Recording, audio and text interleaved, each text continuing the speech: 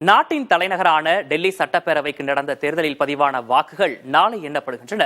தேர்தலுக்கு பிந்தைய கருத்து கணிப்புகளில் யார் வெல்லப்போவது என்று ஊகங்கள் எழுந்தாலும் நாளை அந்த முடிவு என்னவாக இருக்கும் என்பது தெரிந்துவிடும்.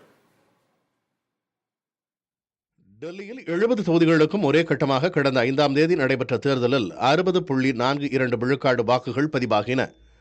தேர்தல் களத்தில் 603 ஆண்கள் உட்பட 699 வேட்பாளர்கள் இருந்தனர்.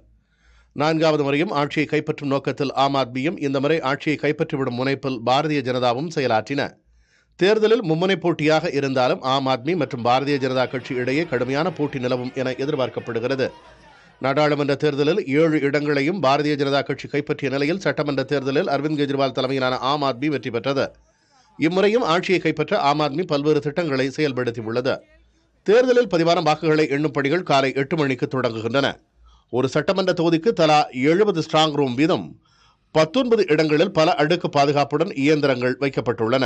வாக்குப்பதிவு இயந்திரங்களை பாதுகாக்க 3 அடுக்கு பாதுகாப்பு அமலில் இருப்பதாகவும், உள் சுற்றளவுக்கு மத்திய ஆயுதம் தாங்கிய துணை ராணுவப் படைகளும் வெளியில் மாநில ஆயுதம் தாங்கிய காவல்துறையினரும் பாதுகாப்பு பணியில் இருப்பதாக மாநில தலைமை தேர்தல் அதிகாரி அலிஸ் வாஸ் தெரிவித்துள்ளார். வாக்குப்பதிவு இயந்திரங்கள் வைத்திருக்கும் அறைகள் 24 மணி நேரமும் சிசிடிவி கேமராக்கள் மூலம் கண்காணிக்கப்பட்டு வருகின்றன. சுமார் 5000 பணியாளர்களுக்கு பயிற்சி அளிக்கப்பட்டு வாக்கு எண்ணும் பணியில் ஈடுபடுத்தப்பட உள்ளனர். ஆம் ஆத்மி கட்சியின் முன்னாள் முதல்வர் அரவிந்த் கெஜ்ரிவால், பாரதிய ஜனதா கட்சியைச் சேர்ந்த மேற்கு டெல்லி முன்னாள் எம்பி பர்வேஸ் மற்றும் காங்கிரஸ் முன்னாள் எம்பி சந்தீப் தீட்சித்தை களத்தில் எதிர்கொண்டிருக்கிறார். கல்காஜி தொகுதியில் ஆம் ஆத்மி முதல்வர் அதிஷி, தெற்கு டெல்லி பாரதிய ஜனதா கட்சியின் முன்னாள் எம்பி ரமேஷ் பிதுரி மற்றும் காங்கிரசின் அல்கா லம்பா ஆகியோரை எதிர்த்து களம் கண்டுள்ளார். முன்னாள் துணை முதல்வர் மணீஷ் சிசோடியா பட்பர்கஞ்சிலிருந்து ஜங்பூராவுக்கு மாறி பாரதிய ஜனதா கட்சியின் தர்விந்தர் சிங் மர்வா மற்றும் காங்கிரசின் ஃபஹாத் சூரி ஆகியோரை எதிர்த்து களம் கண்டுள்ளார்.